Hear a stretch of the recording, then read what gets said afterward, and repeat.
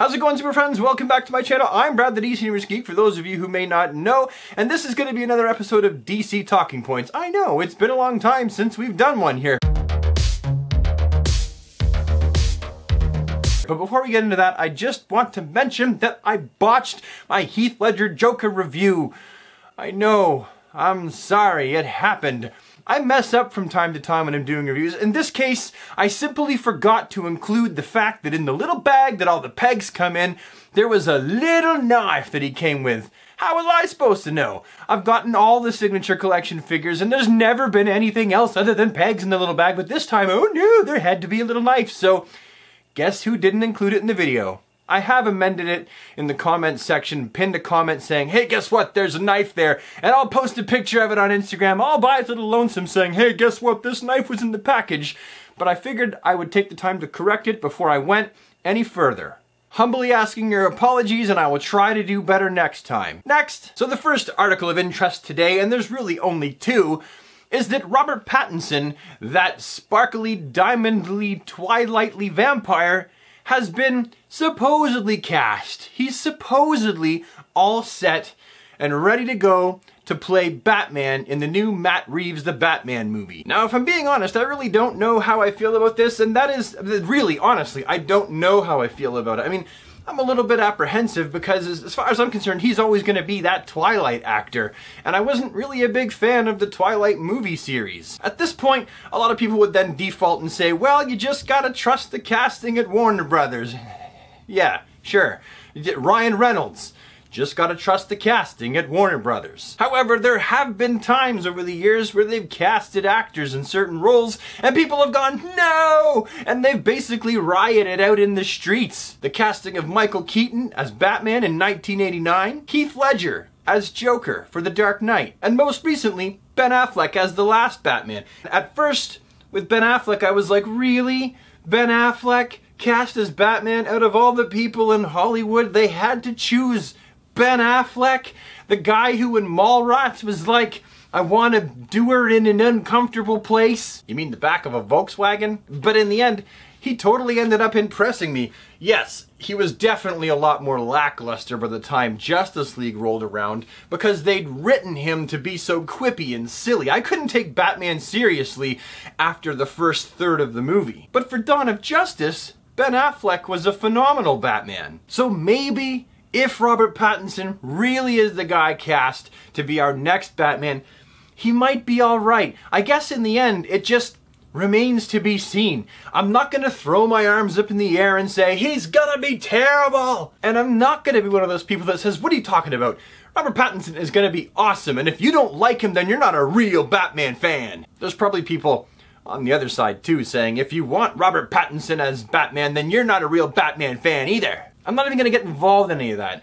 I'm just going to, at this point, wait and see. And then secondarily, and the only other topic I wanted to touch on today, is that DC Collectibles revealed in their January solicitations 3 more DC Essentials. And they're all excellent choices.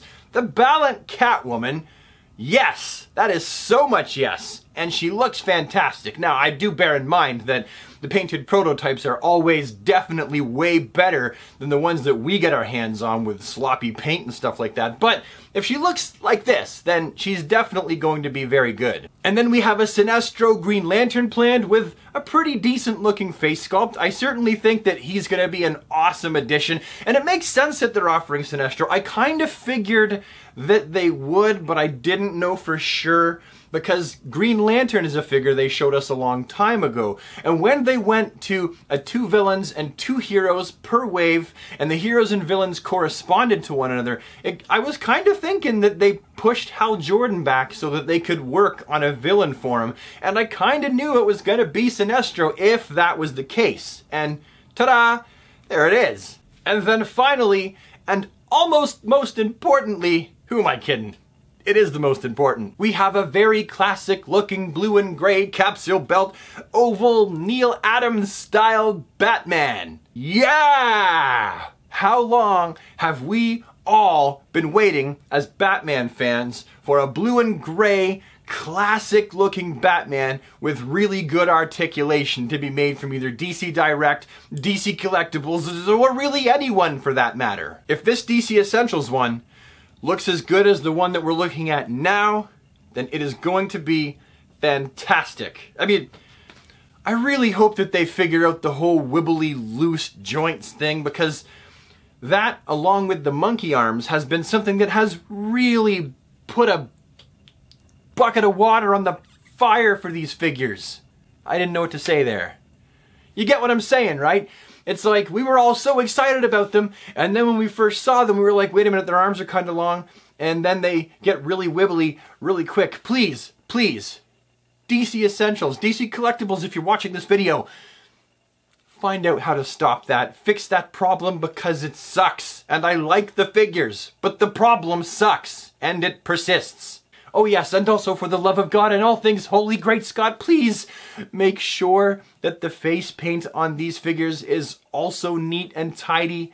For the price point that these figures come at, we shouldn't have to buy 2 or 3 to make sure the eyes are painted on right and the mouth isn't screwed up. I say all this as someone who you all know is a fan of the DC Essentials, but there's definitely room for improvement, and you don't really have that much more time to do it in. And all this I say hoping that DC Collectibles doesn't pull their old trick again where they rip the rug out from underneath us and then cancel them. Just like they did with the Luchador Wrestler series. You cut me deep. You cut me real deep, DC Collectibles. I was really waiting for those. Anyway, that's all I wanted to talk about today, so hopefully you've enjoyed this video. If you have, please leave a like on it, leave any comments you have down in the comment section below. If you want to see more of my face and hands show up in your inbox, then I invite you today to become a super friend and join the DC squad. How? Well, you hit the subscribe button, you ding the bell so you get notified of new videos, and why am I talking in a high voice? Bye for now.